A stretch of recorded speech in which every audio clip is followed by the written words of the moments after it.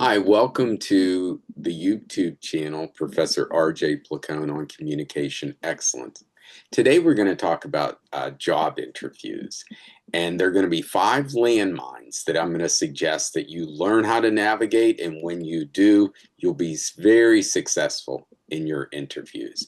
I've done a lot of work in this area, a lot of coaching of MBA students in particular on how to prepare for interviews, debrief with them to find out what works, what didn't work, and these 5 areas I think are things that we should all be thinking about. First of all, you want to avoid just having scattered responses, being all over the board without anything that connects them. There should always be a common theme or essentially a brand that comes through that speaks to who you are at your core. For me, I would define myself as an innovative educator and consultant.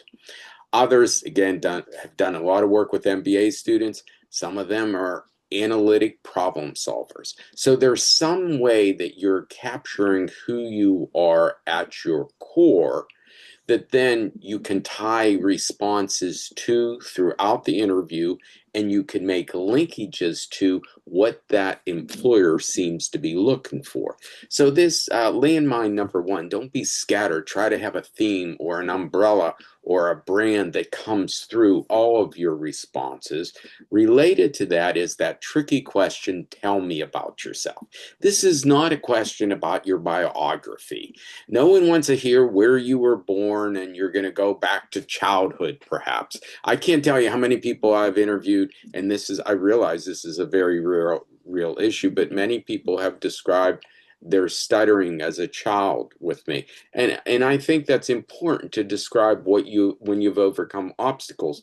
But when you hit so hard at these aspects of your past without them being particularly meaningful to the job interview, for me, there's not a whole lot of upside there. There's an opportunity cost because there's things you're not talking about. So that tell me about yourself. That's a way to elaborate on the brand, who you are at your core, relating it back to the job. So for me, I would say, well, I taught my first class in 1976. I've taught in 3 large universities. I've started 3 learning and development programs. I've been a consultant to close to 50 organizations since 1988. I'm saying it very concisely. I'm giving a sense of who I am, and the tell me about yourself is a way, and hopefully I'm applying for a job that they might be looking for an educator or a consultant, and these all tie together in a neat little package. Be as concise as you can. The third area is on a weakness. That's a tricky question. Tell me about one of your weaknesses. Well, if it's very apparent in the posting that you're applying for that they're looking for strong teamwork, you don't want to say, I just don't work well in teams. I think the best way to approach this is take a strength and talk about, I believe that one strength can also become a weakness. For instance, I've learned to be confident in my abilities. But along the way, I found that I sometimes have a very broad view of where my limitation threshold is. And I might go beyond that. And I have in the past. This is something I've worked on. I think I have it very much under control. So I think I have a good sense of where my capabilities are and how they relate to my overall strengths. So you want to, one, pick a weakness and describe it in terms of a strength, and then talk about how you've been working on it and you have addressed it or continue to work on it. Fourth, in behavioral types of questions that require a star. Now, a star is where people want to put you in a situation. Hey, tell me about when you've worked well on a team. And you're going to respond by giving them the star format. Situation or task that you face, actions that you took, and results that came from your actions. So, say I was part of a team, as I was at one point, to redefine the organization's orientation for new employees.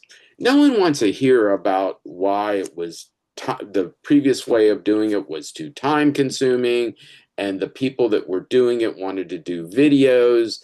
We wanted to make it more convenient in a digital format. Those are all background kinds of information that you address very, very quickly. The landmine is folks spend too much time on the situation or task, and the person interviewing you wants to hear about actions and results, and which you did in particular on that team. So we can say, okay, we filmed the leaders of the organization. I helped draft the presentations. I worked with them on their presentations. I did some sampling with others to evaluate. I'm happy to say everyone was satisfied with the final product. In fact, we were recognized internally and won an innovation award, and we received national recognition for it. So you're giving people more of a focus on what you did, the actions you took, and the results you achieved. The fifth area I want to comment on is, hey, do you have any questions? Now, of course, the worst thing you can say is, oh, nothing comes to mind right now.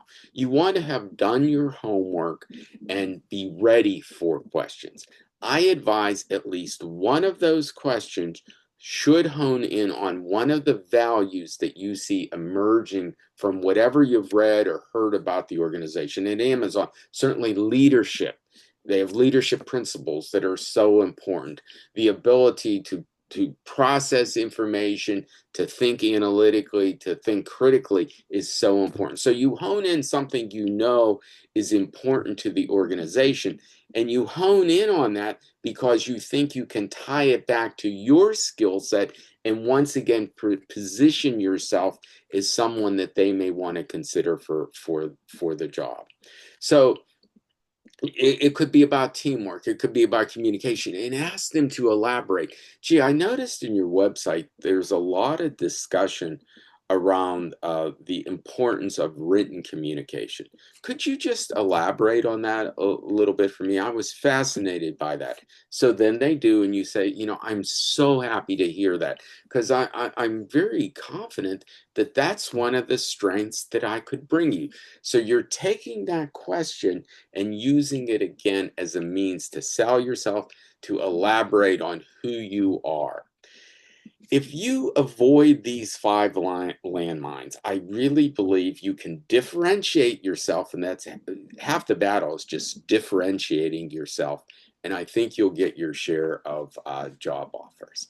Thank you so much. Good luck in job hunting. If you like these videos, please subscribe. Professor R.J. Placone on Communication Excellence. Thanks so much.